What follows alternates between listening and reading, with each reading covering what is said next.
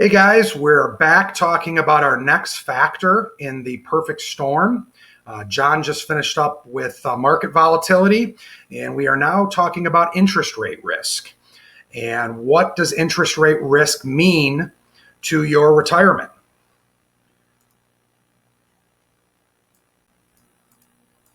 So we're going to talk about interest rates and how they have an inverse relationship to bonds.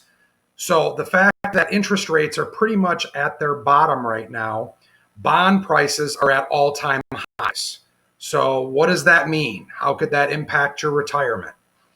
That could mean that in the next 5 to 10 years, it is very hard to see you getting any appreciation on bonds or earning any more than probably 1 or 1.5% on bonds in the next 5 to 10 years.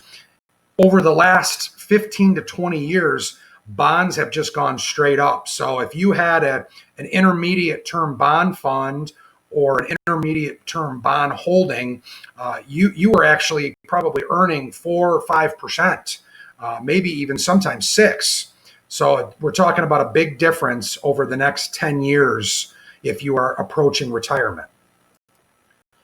This just shows, if you had $100,000 earning 3%, in bonds, well, what does that look like? Obviously, 3,000.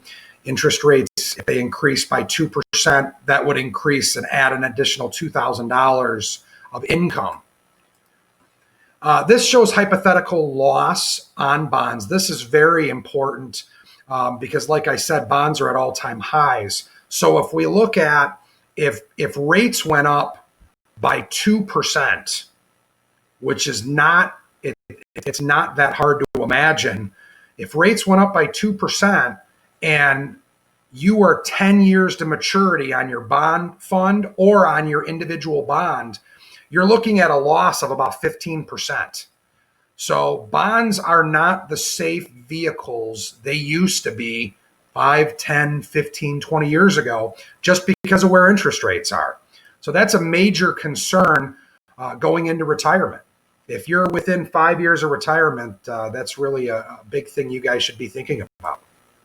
So this just talks about the bond bubble. Interest rates may be low. I've done so well on my bonds. Why are my bonds not safe at this point?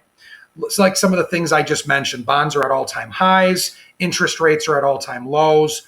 Bonds really have nowhere to go but down as far as value as rates slowly start going back up over the next 5, 10, 15 years. This chart actually shows an example of 30-year bonds, so long-term bonds, currently at about 1.5% yield. So this shows if they went up by 2%, that would be a 33% loss of your bonds. So 33% loss in value. Just kind of shows you some perspective of bonds are not the safe vehicle they used to be. So you need to be looking at other alternatives. This just shows the 10-year Treasury rate, what it looked like in the 70s. So like the 54-year history, you look at, in 1962, it was at 4.1. It hit its peak in September of 81. You may remember this when rates were like in the teens, 15, 16, 17%, you could go into a bank and earn 17, 18% on a one-year CD or even at a passbook savings. So the 10-year Treasury rate in 1981 was 15.84. So that's where it peaked. We look at in April, it's at 0.64. So right now it's at about 0.8, 0.9. Came back a little bit, but still not much.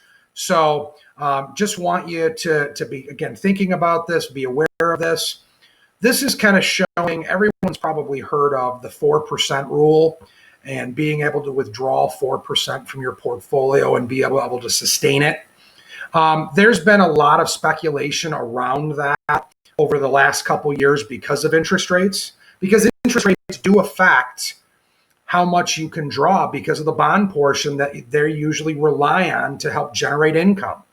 So when we look at this, if you assume inflation, meaning you're not going to increase your income at all.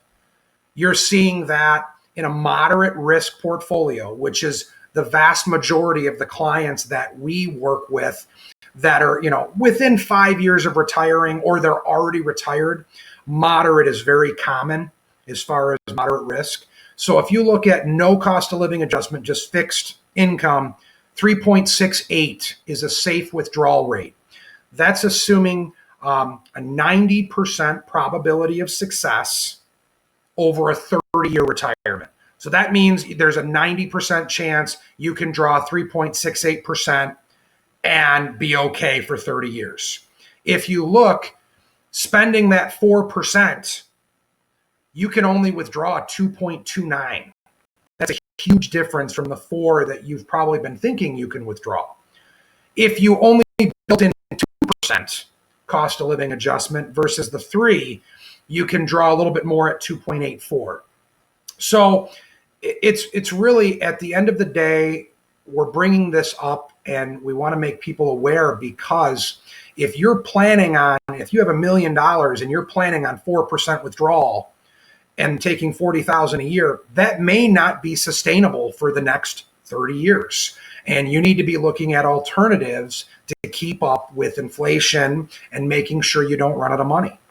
So for your safe money, we need to move away from solutions with interest rate risk. So that concludes the section on interest rate risk. I'm actually doing the next factor, which is on taxes. So look for that in the near future. Appreciate your time and hope everyone has a great rest of your day. Thanks so much. Take care.